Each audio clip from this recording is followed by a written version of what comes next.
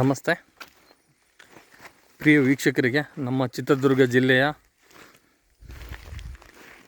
ಒಂದು ಸುಂದರವಾದಂಥ ನಿಮಗೆ ಅಡಿಕೆ ತೋಟ ತೋರಿಸ್ತಾ ಇದ್ದೀನಿ.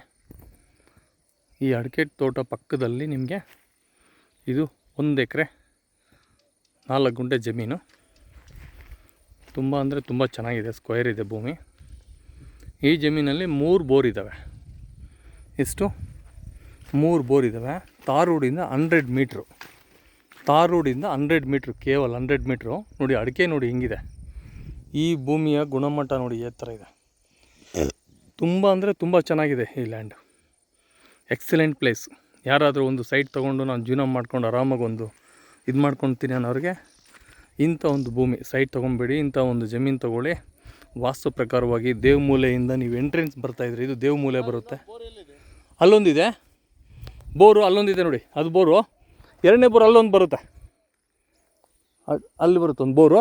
ಅದು ಸಮೇತ ನೀವು ನೀರು ತೋರಿಸ್ತೀನಿ ಬನ್ನಿ. ಬೋರಲ್ಲಿ ನೋಡಿ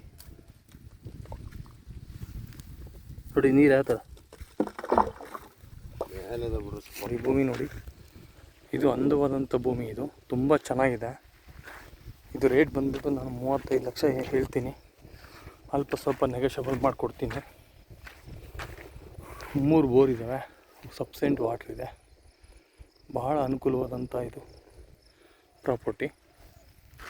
ಇಂಥ ಪ್ರಾಪರ್ಟಿ ಸಿಗೋದು ತುಂಬ ಕಡಿಮೆ.